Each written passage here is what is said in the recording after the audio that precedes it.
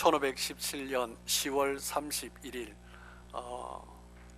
독일 비텐베르그에서 마틴 루터가 비텐베르크 성당의 95개조 반박문을 게시함으로 종교 개혁이 시작되었습니다.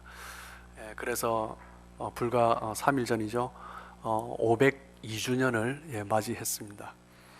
종교 개혁의 유산이라면 크게 두 가지를 볼 수가 있습니다. 첫 번째는 무엇이냐면 구원이란 무엇인가, 그 신학에 대해서, 구원론에 대해서 다시 재정립하게 된 것이고, 두 번째는 성경이 모든 성도들에게 공유되었다라는 것입니다. 그전에는 성경이 교회와 사제들의 전유물이었는데 종교개혁으로 말미암아 모든 성도들이 성경을 소유할 수 있고 읽을 수 있는 그런 은혜를 누리게 되었습니다. 그로부터 100년이 지난 이후에 독일에서는 또 다른 운동이 일어나기 시작했습니다. 종교개혁으로 말미암아 신학은 다시 재정립되고 교회의 시스템은 다시 개혁되었지만, 그런데 과연 우리 그리스도인들이 신앙이 제대로 서 있는가? 구원이 예수님을 믿고 천국 백성 되는 것, 믿음으로 의롭게 되는 것, 그것이 구원인데 그것만이 아니라 정말 예수 그리스도께서 우리 안에 내재하는 삶을 살아가고 있는가? 그 부분에 대해서 심각하게 고민하는 운동이 일어났습니다. 경건주의 아버지 필립 야곱 스페너 목사님을 중심으로 경건주의 운동이 독일에서 시작이 되었습니다. 신앙이란 단순한 지식이나 신념이 아니라 생생한 중생의 경험을 통해서 내 안에 내재하시는 그 그리스도를 누리는 살아있는 능력, 그것이 바로 신앙이다라고 강조를 했죠. 마틴 루터가 오직 신앙을 강조했다면 스페너 목사님은 신앙의 경험을 강조함으로 내적인 변화, 그것이 바로 그리스도인의 표지이다라고 그렇게 이야기를 했습니다. 오직 믿음이라는 그것만이 우리의 그리스도인의 삶의 모습이 아니라 체험적인 믿음을 통하여서 우리 마음속에 내재하시는 그리스도를 누림으로 우리 그리스도인이 비로소 성도의 삶을 살아갈 수 있다라고 그렇게 표현한 거죠. 오늘 로마서 8장이 바로 그 부분을 다루고 있는 것입니다. 우리가 믿고 구원을 얻을 뿐만 아니라 우리의 삶 가운데 변화가 있어야 된다라는 거죠. 그것을 어떻게 우리가 누릴 수가 있는가?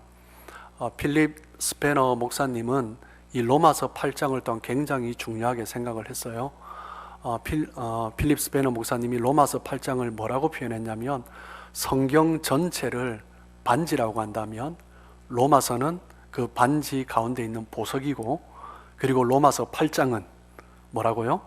그 반지에 빛나는 광채와 같다, 이렇게 표현을 했습니다. 그만큼 로마서 8장이 중요한 거죠, 우리 그리스도인의 삶에 있어서.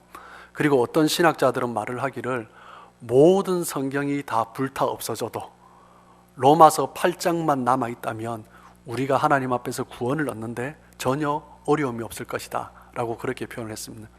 그만큼 로마서 8장의 내용은 중요한 것입니다. 로마서 8장을 이제 한동안 같이 설교를 하게 됩니다.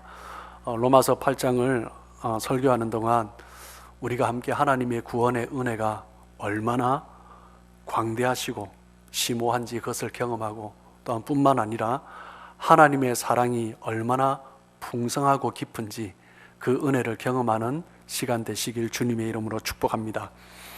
로마서 8장을 한 달 반, 두 달 정도 아마 설교하게 되지 않을까 싶어요.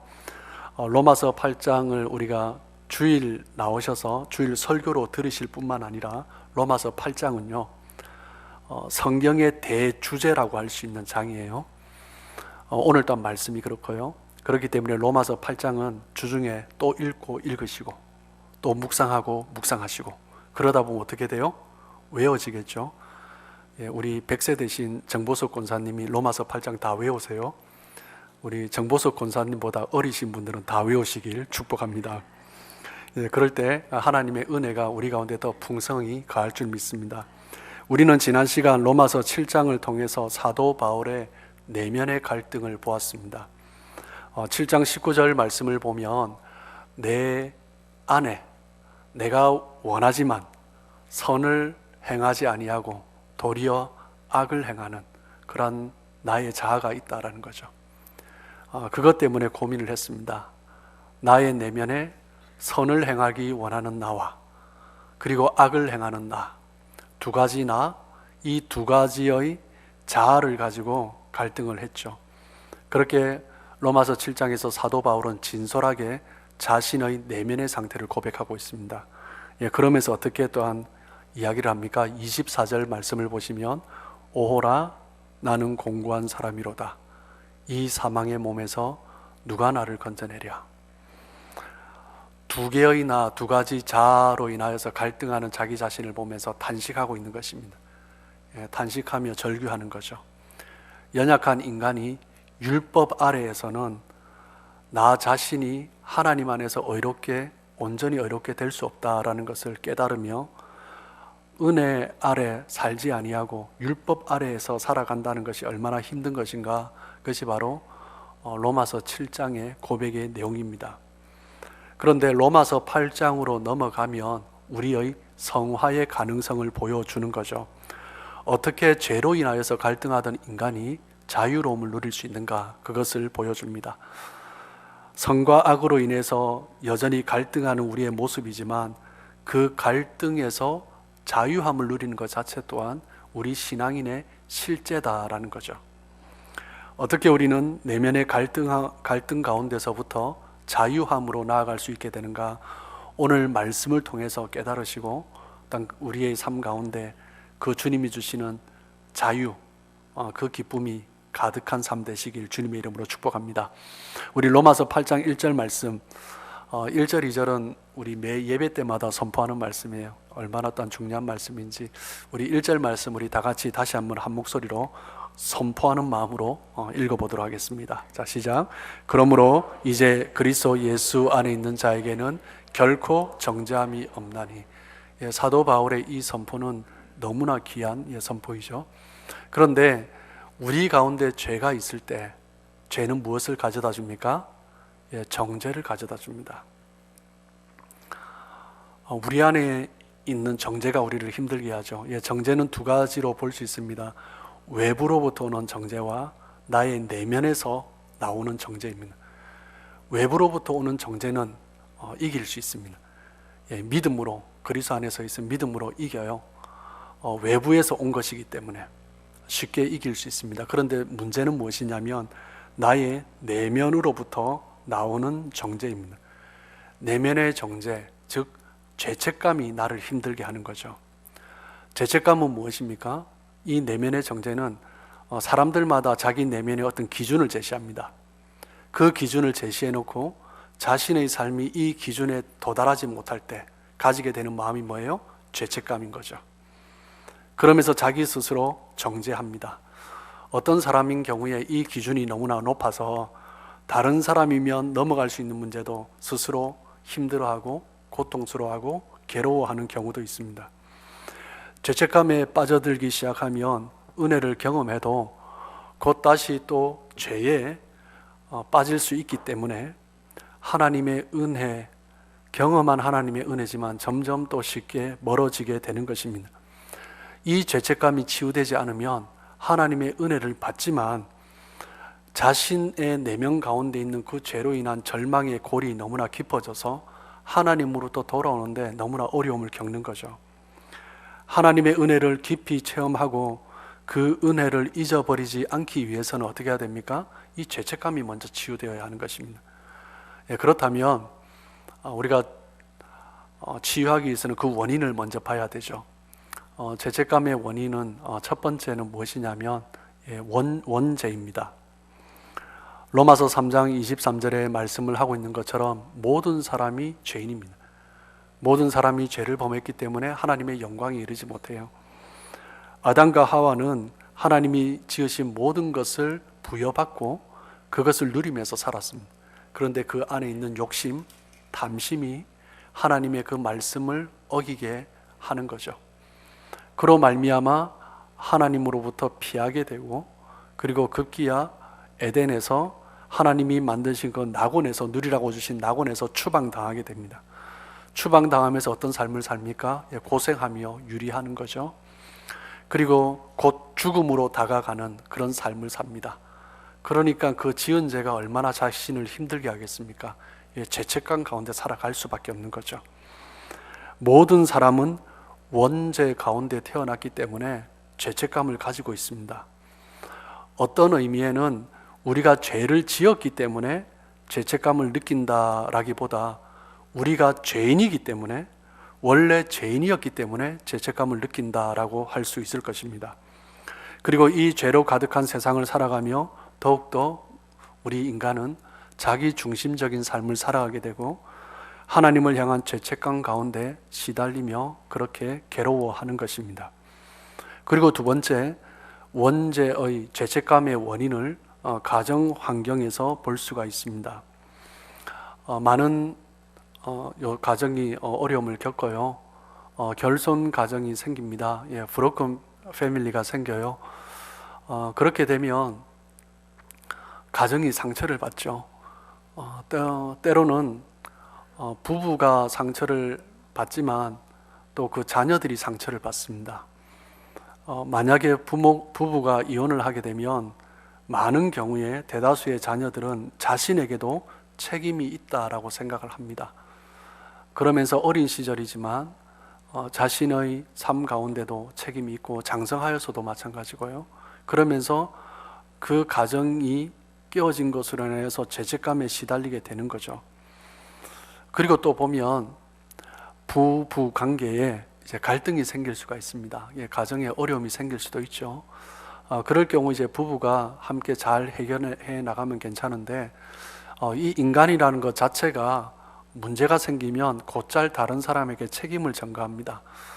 부부가 서로 해결하면 되는데 많은 경우에 자녀들에게 책임을 전가하는 경우도 있습니다. 너 때문이야. 네가 아니었으면 우리가 이렇게 되진 않았을 텐데. 너는 아빠 닮아서 왜 그렇니? 너는 엄마 닮아서 왜 그렇니? 너는 하는 일마다 왜 그렇게 속썩이니? 이런 이야기를 듣고 자라면 그 자녀는 어떻게 될까요? 그 내면 속에 열등감에 쌓이게 되고 자신의 죄가 내 때문이다라는 그런 마음이 계속 생기게 되는 거죠.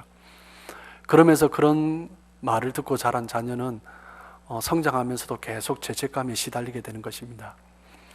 그리고 어떤 경우에 그 가정이 굉장히 신앙이 열심히 있는 부모의 경우에도 많은 자녀들이 죄책감에 시달리는 경우를 많이 봅니다.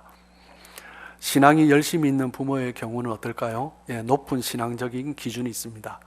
그리고 도덕적인 기준이 있어요. 대부분의 자녀들은 부모가 제시한, 특별히 신앙에 열심히 있는 그 부모가 제시한 그 기준을 따라가지를 못해요. 그럼 어떻게 됩니까? 항상 부모님으로부터 그렇게 하지 못하는 자기 자신, 그것을 또한 피드백을 받고 또한 죄책감에 시달리게 되는 것입니다. 부모들이 열심히 있는 경우, 신앙에 열심히 있는 경우 부모가 그렇게 하지 않아도 보면 주변에서도 그렇게 해요. 목사 아들인데, 장로 아들인데, 그 아이가 목사도 아니고 장로도 아닌데 그 아이들에게 목사 정도의 어떤 신앙적인 삶을 요구하는 거죠. 장로로서의 삶을 그 자녀들에게 요구하는 것입니다. 대부분의 많은 아이들이 따라가지 못하죠. 그러니까 나는 우리 부모를 영광스럽게 하지 못하는 자녀야, 이런 마음이 또 생기는 거죠. 그러면서 또 죄책감에 시달리게 되는 것입니다. 그래서인지 제 친구 가운데도 목회자의 자녀, 중직자의 자녀 가운데 젊은 시절, 어린 시절 방황하는 경우를 굉장히 많이 보게 됩니다. 또 많은 경우에 자신의 삶의 경험 가운데 실패를 경험했을 때 많은 사람들이 죄책감에 시달리게 됩니다. 인생을 살아오면서 누구나 실패를 경험하죠. 그런데 이 반복된 실패의 경험이 자기 자신을 자책하게 만드는 것입니다. 나는 왜 이럴까? 내가 문제가 있나? 왜 그렇지? 그리고 심한 실패를 경험했을 때 자기 자신을 자책하기 시작하면서 그 자책감에서, 죄책감에서 헤어나오기가 쉽지 않게 되는 거죠. 그러면서 좋은 일이 생겨도 내 내면에는 곧 어려워질 것이라는 그런 마음을 가지면서 불안하고 염려하며 그렇게 살아가는 것입니다. 또 어떤 경우에는 믿었던 사람에게 배신을 당할 때, 그럴 경우에 또한 죄책감에 시달리게 됩니다.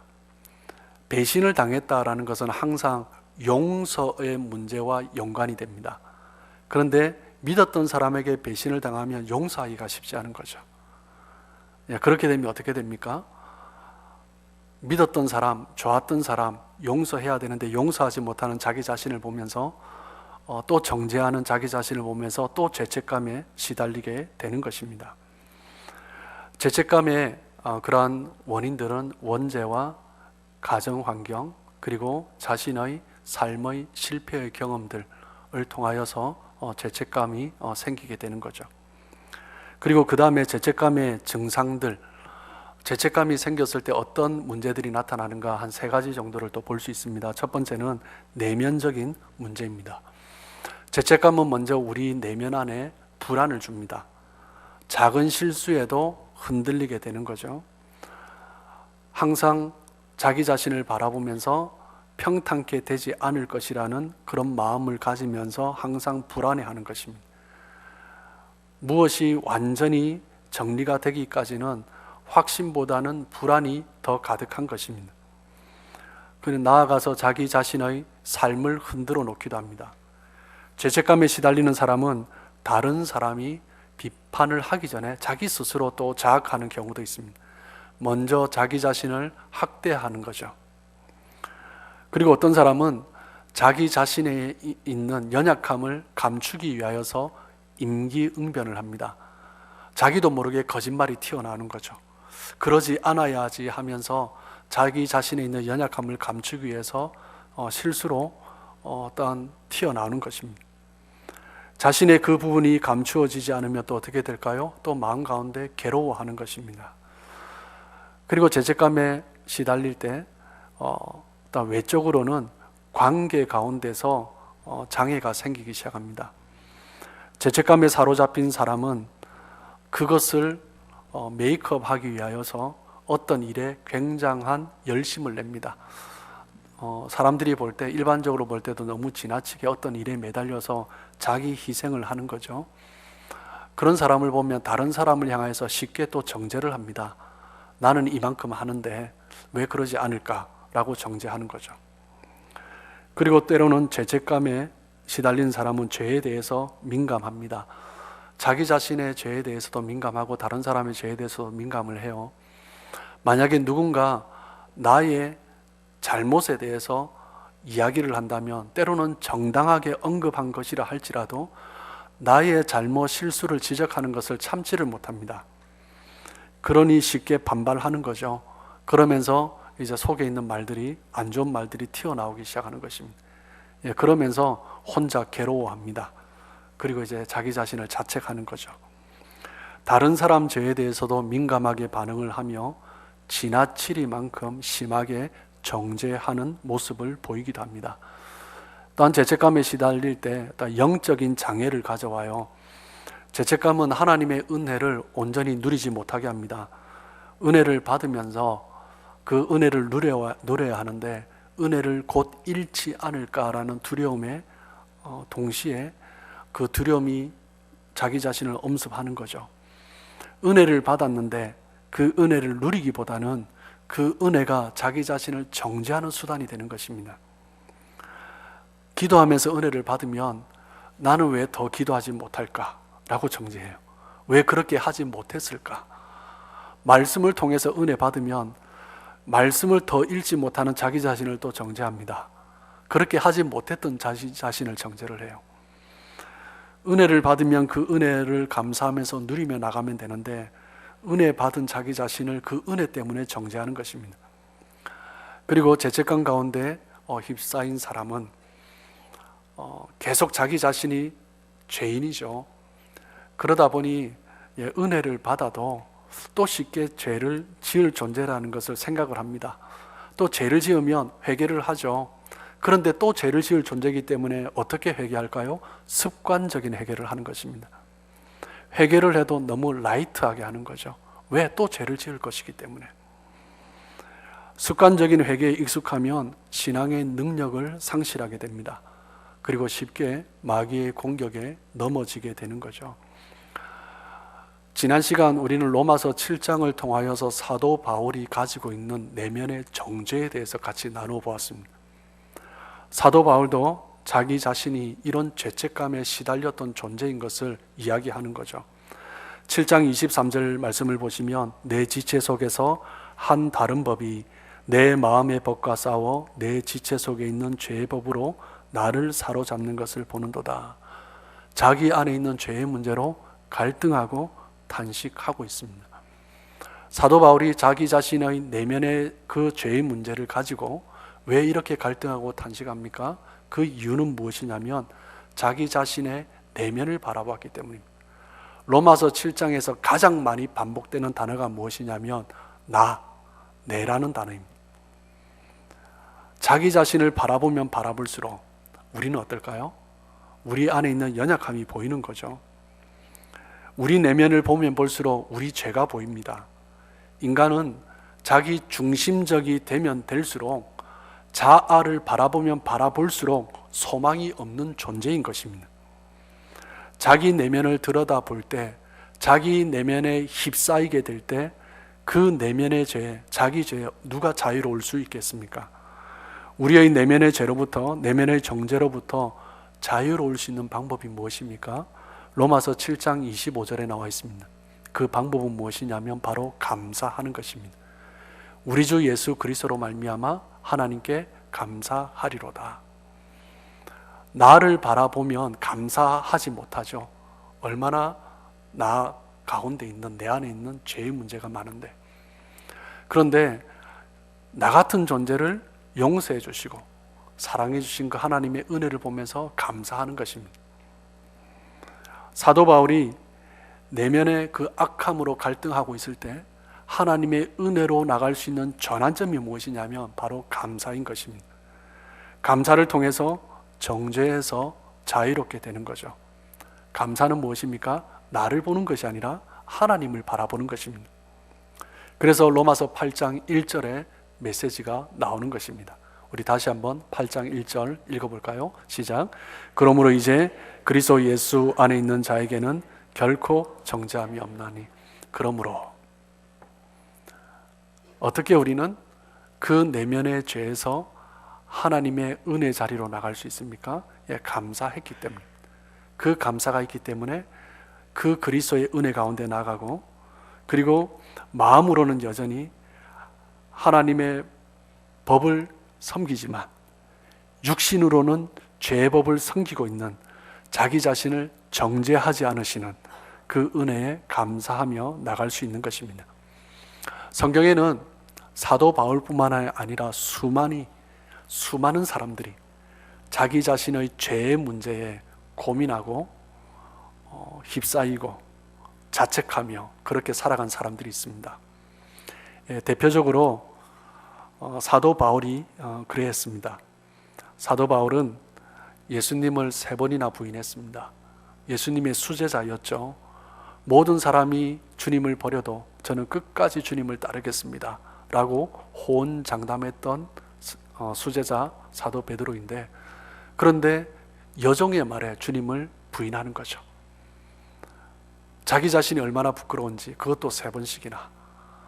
그러니 주님을 이제 더 이상 가까이 갈 수 없는 것입니다. 그래서 멀찍이 주님을 바라보다 자신의 고향으로, 자신의 옛 모습으로 돌아가는 것입니다. 죄책감에 시달리고 있을 때 부활하신 주님이 베드로를 찾아오십니다. 우리가 죄책감 가운데 있을 때 주님은 먼저 찾아오시는 분이십니다. 찾아오셔서 뭐라고 말씀하세요? 베드로야, 네가 나를 사랑하느냐? 죄책감에 시달린 베드로를 향하여서 주님은 사랑을 터치하십니다. 우리가 죄책감 가운데 있을 때 어떻게 회복될 수 있습니까? 내 안에 있는 사랑이 회복되면 죄책감에서 자유로워질 수 있는 것입니다. 주님이 아십니다. 내 양을 먹이라. 네가 나를 사랑하느냐? 주님이 아십니다. 내 양을 치라. 베드로야, 네가 나를 사랑하느냐? 내가 주를 사랑하는 줄 주께서 아시나이다. 내 양을 먹이라. 지금 베드로의 상태를 보지 않으시고 예수님은 무조건적으로 베드로를 통해서 하나님께서 부어주실 은혜들을 알고 계시기 때문에 하나님은 회복하여 주시고 품어주시고 이해해 주시고 용서해 주시는 것입니다. 우리의 실수로 인해서 죄책감이 들 때 우리는 어떻게 이길 수 있습니까? 하나님의 사랑으로 이길 수 있는 것입니다. 여러분 기억하십시오. 그리스도 예수 안에 있는 자에게 하나님의 사랑이 거하는 것입니다. 그 사랑으로 회복되시길 축복합니다. 그리고 요한복음 8장에 보면 간음하다가 잡혀온 여인이 있습니다. 바리새인과 서기관들이 그 여인을 끌고 예수님께 와요. 예수님께 와서 뭐라고 말을 합니까? 모세는 율법에 이러한 여자를 돌로 쳐서 죽여라 명했는데 선생은 어떻게 하겠습니까? 라고 질문합니다. 그때 예수님은 대답하지 않으시고 바닥에 앉으셔서 손가락으로 글을 쓰십니다. 그리고 그 다음 대답하시죠. 뭐라고 하십니까? 너희 중에 죄 없는 자가 먼저 돌로 치라. 그때 그 군중들 가운데, 돌을 들고 있던 그 군중들 가운데 늙은이로부터 시작하여서 젊은이까지 하나씩 하나씩 돌을 놓고 그 자리에서 떠나갑니다. 돌로 치려 하던 군중들이 다 물러갔습니다. 그때 예수님이 그 여인에게 말씀하십니다. 요한복음 8장 11절입니다. 나도 너를 정죄하지 아니하노니 가서 다시는 죄를 범하지 말라. 나도 너를 정죄하지 아니하노니. 이 여인은 자기 스스로 주님께 나온 것이 아닙니다. 끌려왔죠. 그런데 주님 앞에 왔기 때문에 주님으로부터 용서함을 받은 것입니다. 내가 원하지 않지만 주님께로 갈 수 있습니다. 어떤 모습으로 주님 앞에 왔든지 주님 앞에 나오기만 하면 용서함을 받는 은혜가 있는 것입니다. 혹시 없으시겠지만 이 자리에 끌려 나오신 분이 있습니까? 그렇다 할지라도 주님 앞에 나온 그 자체가 은혜인 것입니다. 주님 앞에 나오기만 하면 우리 안에 있는 죄, 상처, 아픔 그 모든 것을 아시는 주님께서 우리를 다 이해하시고 용서하시고 싸매어 주시고 회복시켜 주시는 것입니다. 그리고 구약에 보면 다윗이 왕으로 있을 때 전쟁에 승승장구를 했어요. 전쟁이 있을 때마다 먼저 앞서 나가서 싸웠는데 너무 큰 축복을 받아서 너무 평안했어요. 그러니까 자신이 이제 굳이 나갈 필요도 없을 만큼 강해졌습니다. 자신의 군사들은 전쟁을 하러 나갔어요. 그런데 다윗은 어떻게 합니까? 낮잠을 자죠. 자신의 군인들이 싸우고 있는데 자신은 낮잠을 자요. 그러다가 이제 늦음막이 일어나서 왕궁 옥상을 거닐다가 하나를 쳐다보죠. 무엇입니까? 목욕하는 여인을 본 것입니다. 그 여인이 아름다웠던지 그 여인을 부르는 것입니다. 그리고 동침하죠. 그런데 그 여인이 임신하게 됩니다. 그럴 때 어떻게 합니까? 다윗은 자신의 죄를 덮으려고 그 여인의 남편을 부릅니다. 그 여인의 남편이 누구예요? 다윗의 300용사 중에 한 사람인 우리야 장군입니다. 얼마나 충성스러운 종입니까? 그 종을 불러서 아내와 동침하게 합니다. 그런데 이 충성스러운 종이 동침하지 않죠. 나의 동료들이 전장에서 싸우고 있는데 내가 어찌 내 아내와 동침할 수 있냐라는 것입니다. 하나님 앞에 충성스럽고 또한 다윗 왕에게 충성스러운 종이죠. 그런데 다윗은 그 종을 전장터로 다시 보내서 자신의 군대를 뒤로 물리고 혼자 죽게 만들어 버리는 것입니다. 그때 나단 선지자가 다윗의 죄를 지적합니다. 그때 다윗은 하나님 앞에 참회하며 통곡하죠. 시편 51편의 말씀이 바로 다윗의 이 통회함, 회개함을 이야기하고 있습니다. 우리 시편 51장 17절 말씀 우리 같이 한번 봉독하겠습니다. 시작. 하나님께 구하시는 제사는 통회하는 마음을 주께서 멸시하지 아니하시리다. 하나님 앞에 자신의 심령을 내어놓습니다. 얼마나 괴로웠는지 하나님 앞에 상한심령으로 나가는 거죠. 내가 얼마나 나태했는지, 나의 용사들은, 나의 충성스러운 종들은 하나님을 위하여서, 나를 위해서 그렇게 살았는데 내가 얼마나 나태한지, 그리고 그 아내를 빼앗았다는 것 자체가 얼마나 큰 죄악인지 깨닫기 시작하는 것입니다. 그러면서 하나님 앞에 자복하고 통회하고 엎드리며 나가는 것입니다. 그때 하나님께서 다윗의 죄를 용서해 주시는 거죠. 죄를 깨닫게 된다면 어떻게 해야 됩니까? 하나님 앞에 나가야 하는 것입니다. 다윗은 죄를 깨달았을 때 하나님 앞에 나갔습니다. 하나님 앞에 나가면 회복되는 거죠. 하나님 앞에 나가면 죄를 용서해 주시고 새로운 기회를 주시는 것입니다. 우리 인생에게 있어서 가장 최대 이슈는 무엇이냐면 죄 문제입니다. 이 죄 문제를 어떻게 우리가 다루며 살아가느냐, 이것이 우리의 삶 가운데 기쁨과 평안 있느냐 없느냐, 그것을 자유하는 거죠. 죄가 짓누르고 있는 인생은 그 누구도 평안함을 누릴 수 없을 것입니다. 사도 바울은 이 죄 문제를 해결하고 싶었지만 자기 스스로 해결할 수 없다는 것을 깨달았습니다. 율법으로 해결하려고 했는데 그 모든 노력이 부질없다는 것을 깨달은 거죠. 그래서 사도 바울은 오직 그리스도 예수 안에서만 자유로울 수 있다는 것을 깨닫습니다. 그리고 선포하죠. 로마서 8장 1절. 우리 다시 한번 선포해 보겠습니다. 그러므로 이제 그리스도 예수 안에 있는 자에게는 결코 정죄함이 없나니. 저는 이 말씀이 성경 중에 가장 아름다운 선포가 아닌가 생각합니다. 그리스도 예수 안에 있는 자에게는 결코 정죄함이 없나니. 성경의 대주제이죠. 그리스도 예수 안에 있는 자에게 그 어떤 자도 정죄함을 받지 않는다라는 것입니다. 이 대주제를 선포한 이후에 로마서 8장 2절에서 어떻게 우리는 회복될 수 있는가 부가적으로 설명을 하고 있습니다. 8장 2절입니다.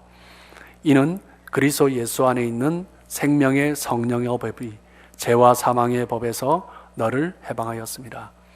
그리스도 예수 안에 있는 생명의 성령의 법이, 원어를 조금 더 정확하게 해석을 하면 그리스도 예수 안에서 생명을 주시는 성령의 법이, 이렇게 해석을 할 수 있습니다. 그리스도 예수 안에 있는 자가 생명을 얻을 수 있는 거죠. 그 생명은 무엇입니까? 사망에서 자유함을 누리는 것입니다. 하나님께서 우리에게 주시길 원하는 것은 자유인 거죠. 정죄에서 우리는 자유함을 누리게 되는 것입니다. 결코 정죄함이 없다는 이 놀라운 선포는 그리스도 예수 안에 있는 자에게 주시는 하나님의 은혜인 것입니다. 사도 바울은 그의 서신에서 그리스도 예수 안에서라는 표현을 즐겨 사용했습니다. 사도 바울의 서신이 몇 권입니까? 13편이죠. 그런데 그 모든 사도 바울의 서신을 보면 오늘 로마서도 그렇지만 그리스도 예수 안에서, 우리 주 안에서, 그리스도 안에서, 이 표현을 너무 자주 반복해서 사용했습니다. 그리스도 예수 안에라는 표현은 46번을 썼고요, 그리스도 안에라는 표현은 44번을 썼고, 주 안에라는 표현은 45번을 썼습니다. 전체가 175번이죠. 사도 바울의 서신 13권에 주 안에서, 그리스도 안에서, 이 표현을 너무나 자주 반복해서 쓰고 있는 것을 볼 수 있습니다. 무엇 때문입니까? 이 그리스도 예수 안에서라는 표현은 그냥 습관적인 관용 어구가 아니라 사도 바울이 깨달은 것은 무엇이냐면 하나님의 비밀이다라는 것입니다. 하나님의 비밀 열쇠가 그리스도 예수 안에라는 단어인 거죠. 예수 그리스도의 이름으로 그 모든 것에서 우리는 자유함, 능력을 누릴 수 있다는 것입니다. 신앙생활을 하다 보면 우리가 열심을 강조할 수 있습니다. 행위를 강조할 때가 있죠. 무엇을 해보려고 노력할 때가 있습니다. 그런데 여러분, 우리의 구원은 죄에서 자유롭게 되는 것은 우리의 노력으로 되는 것이 아니죠. 무엇으로 되는 것입니까? 오직 그리스도 예수 안에 있는 그 은혜로 말미암아 누리게 되는 것입니다. 그리스도 예수 안에 있기만 하면 어떤 모습이든지 주님께서 받아주시겠다라는 것입니다. 열심을 주님을 섬기다가 배신하여 죄지은 자든지, 아니면 그 삶의 자리가 음탕한 사람의 모습이든지, 하나님 주신 은혜가 큰데도 불구하고 열심히 자신을 위해서 하나님을 위해서 섬기는 사람이 있음에도 불구하고 나태함 가운데 죄를 짓는 사람이든지 간에, 어떤 사람이든지 간에 다시 한번 그리스도 예수 안에 거하기만 하면 어떤 사람이라도 받아주시겠다라는 하나님의 약속인 것입니다. 우리의 행위나 노력이 아니라 그리스도 예수 안에 있는 자에게, 그 사람에게 결코 정죄함이 없다라고 선포하는 거죠. 요한복음 8장 32절에 보면 진리를 알지니 진리가 너희를 자유케 하리라 라고 말씀합니다. 여러분, 진리를 안다라는 것이 무엇입니까? 진리를 안다라는 것은 내 삶 가운데 그 하나님께서 새로운 진리의 역사가 작용한다라는 것입니다. 하나님이 임하심으로 말미암아, 예수 그리스도께서 임하심으로 말미암아 새로운 진리의 역사가 내 안에서 일어난다라는 믿음의 확신인 거죠. 예수 그리스도의 이름, 진리가 되신 그 주님을 깨닫고 아는 자가 자유함을 누릴 수 있는 것입니다. 진리를 알면 자유를 누리게 되죠. 진리를 알면 사망에서 생명으로 옮기게 되는 것입니다. 그런데 사단은 여전히 우리를 참소합니다. 어떻게 우리는 사단의 참소를 이길 수 있습니까? 예수 그리스도의 이름, 그 이름의 능력을 믿는 것입니다. 사도 바울은 에베소서 6장 16절에 뭐라고 말을 합니까? 모든 것 위에 믿음의 방패를 가지고 이로써 능히 악한 자의 모든 불화살을 소멸하고. 사단은 계속 우리를 향해서 공격을 합니다. 어떻게 이길 수 있습니까? 예수 그리스도의 이름, 그 이름을 믿는 것입니다. 사단의 정죄에서 이기는 방법은 예수 그리스도를 향한 믿음인 것입니다. 그 어떤 것도 예수 그리스도 안에 있는 자를 끊을 수 없다라고 선포합니다. 로마서 8장 1절은 결코 정죄함이 없느니라 라고 선포하죠. 그렇게 로마서 8장을 시작합니다. 그리고 로마서 8장의 마지막은 무엇입니까? 그 어떤 것도 우리를 하나님의 사랑에서 끊을 수 없느니라 선포로 마치는 것입니다. 로마서 8장 38절, 39절 우리 한 목소리로 함께 읽도록 하겠습니다. 시작. 내가 확신하노니 사망이나 생명이나 천사들이나 권세자들이나 현재일이나 장래일이나 능력이나 높음이나 깊음이나 다른 어떤 피조물이라도 우리를 우리 주 예수 그리스도 안에 있는 하나님의 사랑에서 끊을 수 없으리라. 아멘. 강력한 믿음의 선포입니다. 결코 정죄함이 없느니라. 그 어떤 것도 예수 안에 있는 하나님의 사랑에서 끊을 수 없으리라. 선포로 시작해서 선포로 마무리하는 것입니다. 그 내면의 갈등 속에 있던 자가 그리스도 예수 안에 있기만 하면 하나님 주시는 그 자유, 그 해방, 그 사랑 얼마나 풍성한지 확신하고 선포하면서 그것을 누리는 것입니다. 그리스도 예수 안에 있기만 하면 그 어떤 누구도 정죄할 수 없고, 그리스도 예수 안에 있기만 하면 그 어떤 누구도 하나님의 사랑에서 끌어낼 수 없다라는 거죠. 사단이 나를 정죄하고 절망케 할 때, 사단이 계속 우리를 참소할 때 우리는 무엇을 붙들어야 합니까? 이 말씀을 붙들어야 합니다. 사단이 내 안에 죄책감을 자극할 때 우리는 무엇을 해야 됩니까? 나를 바라보는 것이 아니라 예수 그리스도를 바라보는 거죠. 우리를 구원하시고 우리의 죄를 용서해 주신 그 십자가의 은혜를 바라보는 것입니다. 그러면서 자유함을 누리는 거죠. 죄에서 자유케 하신 주님을 찬양하시며 기쁨으로 예배하시며 살아가시는 여러분 삶 되시길 주님의 이름으로 축복합니다. 나아가 예수 그리스도의 능력의 이름을 믿고 선포하며 날마다 승리하며 살아가시는 삶 되시길 주님의 이름으로 축복합니다.